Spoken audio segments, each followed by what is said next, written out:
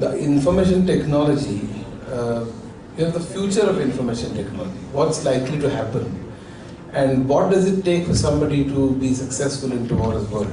Because I think, we today talk about IT revolution in India. I, for one, do not believe that we have managed to achieve that position yet. I don't think we are still an IT superpower. We are not, in my opinion. And there are reasons why I believe that we are not. I'll probably talk about them shortly. But I think the important thing to realize is how did we get here? And I think I want to give you a historical background, because we all hear about there are quite a few jobs, and whether J2E is important, .NET is important, embedded software has more potential, and what is likely to take you to the United States, and so on and so forth. I mean, there are all kinds of things that go on, and I have, having worked with companies like Patni, Intel, L&T as CEO or MD, and I'm managing thousands of people, I could clearly see the aspirations of the software engineers. But I think, how did we get here? And it's very interesting to know. I'll start from a very interesting proposition of cosmology. The universe got created 14 billion years ago. The Earth got created around 4.5 billion years ago, and the first living being came to existence 3.75 billion years ago.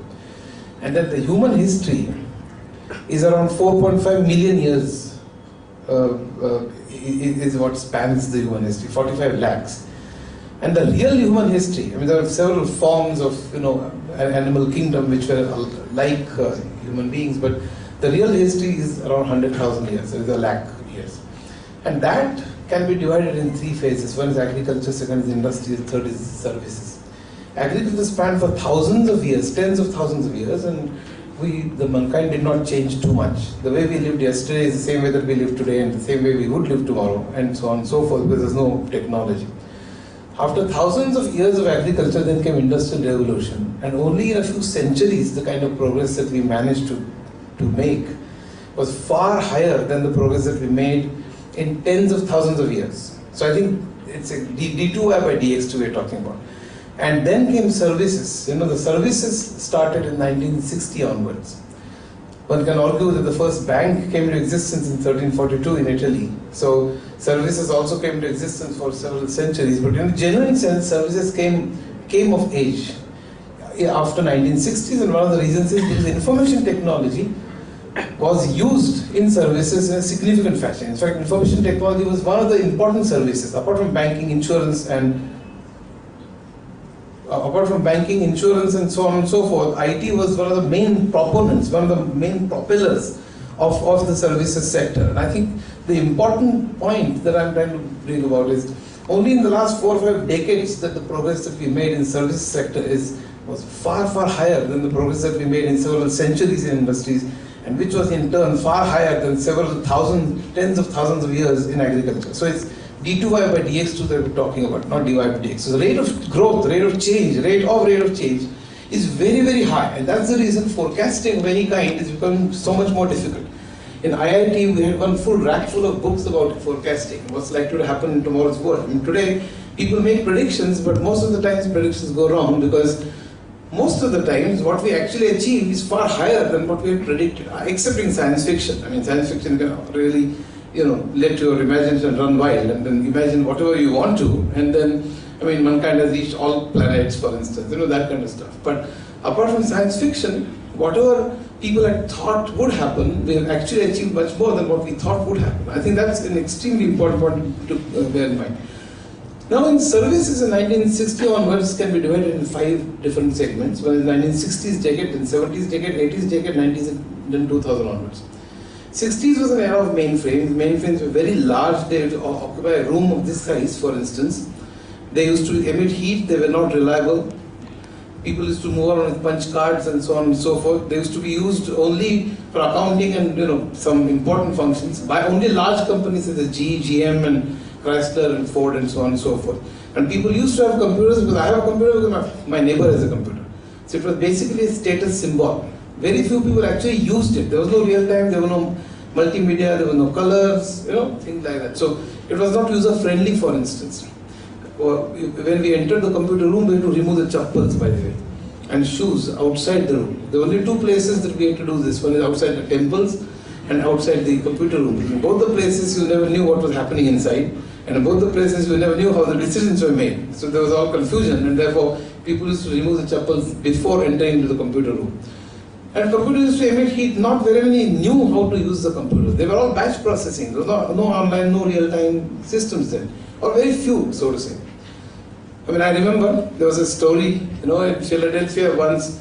It was very cold, and in one corner they had bought a mainframe and nobody used to use it. Nobody knew how to use it anyway. And then somebody said, it's very cold, so why don't you just start the computer? Because they knew computers used to emit heat. That's the only use that they could think of putting the computer to. And so it was very awkward, because my neighbor has a computer, so I have a computer. Then came 1970s, it was the mini computers era. The computer size fell, the power increased. You could see the computers on various departments of a company. Rather than a centralized machine, the computing became distributed, but still it was not widespread to the extent that it is today. And then came 1980s, which was a revolutionary decade in my opinion, which is when personal computers came into existence. There were colors, there were multimedia, and so on and so forth. The prices fell. They could be seen in almost all the desktops of offices, even homes, and so on.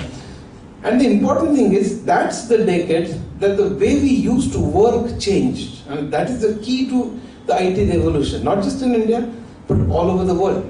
And India actually benefited from it. I'll just tell you why. Because up to 1980, information technology was following businesses. It was trailing behind businesses. It was mimicking businesses, imitating businesses. I remember when I was in IBM, we used to go to the customer and say, allow us to study how you do your accounting. And I'll produce the same balance sheet on my computer. And then you must pat my back that I have produced the same results. Maybe 15 days late, but maybe the same results that you use manually, you produce manually, I have produced the same results on computer 15 days later, but I have produced accurately, so pat my back. So the entire purpose of computing was to imitate what the human beings did manually.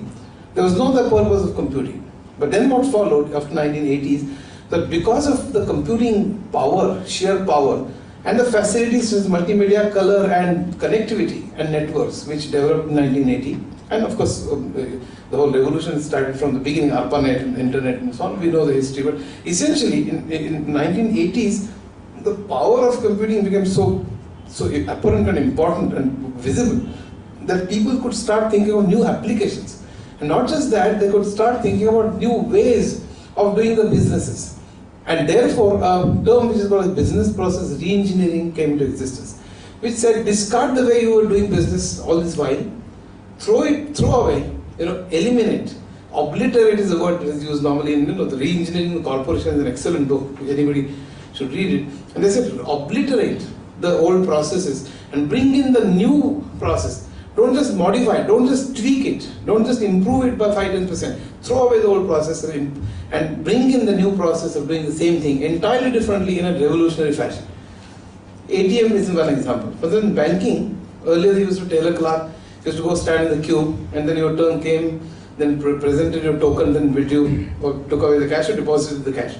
With ATMs, the way you deposit the cash or withdraw or withdrew the cash completely changed. It just did not improve by 5%. It changed entirely, completely.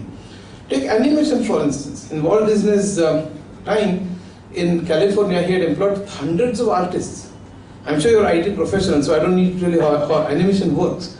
Because you have to draw hundreds of pictures by the time the cat moves from one end to the other.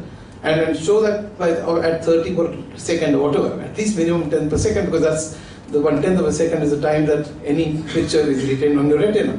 So before the first one fades away, the second one falls, and before the second one fades away, the third one falls, then it cheats your eye and makes you believe that the big whole thing continues.